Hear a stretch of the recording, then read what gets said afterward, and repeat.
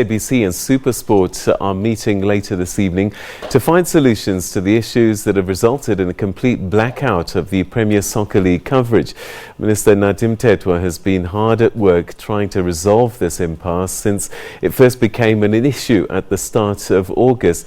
He, along with Communications Minister Stella Ndabeni-Abrahams, met with the SABC a fortnight ago to hear their side of the story.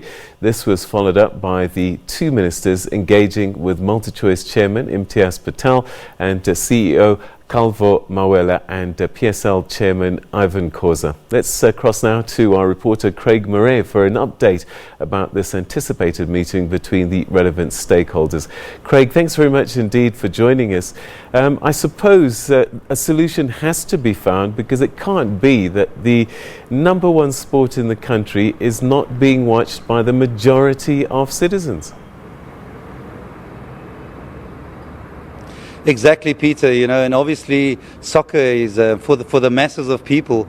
So hopefully this meeting, something will come out of it. Obviously, there's been lots of meetings, but this one will now be with all the role players, with the SABC board chairman and the CFO, also together with the Minister of Sport and the Minister of Communications, as well as the PSL. Well, the only person we've seen so far, Peter, has been Irvin Khoza, the chairman of the PSL. But we would imagine that everyone will be at the meeting. Things obviously just running a little bit late after President Cyril Ramaphosa and the Q&A at Parliament. But as you say, we hope that there will be answers, there will be solutions, so that the people will be able to obviously watch the number one sport in South Africa. All right, just bring us up to speed in terms of, look, I'm at home, I'm a citizen in South Africa. How does it work between the PSL, SuperSport and the SABC that we're in this situation? Well, this is not only a South African problem. This is a global thing that happens when you vie for the rights, and the rights go to tender. Exactly the same thing happened in England, where we had the Cricket World Cup, and that wasn't on normal television. It was on pay television, and because England made the World Cup cricket final, they then opened it up for everyone. So it's not a problem that's only just for South Africa. So the thing is that you then tender for the rights, and I think the rights we're thinking it was about 2 billion to 2.5 billion rand for 5 years, which Multichoice acquired.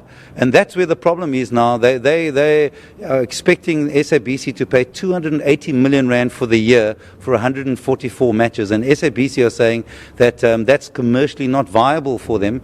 I think realistically the SABC can get about 47 million rand back from the 280 million for the year. So SABC, as we know, have their fair amount of financial problems at the moment.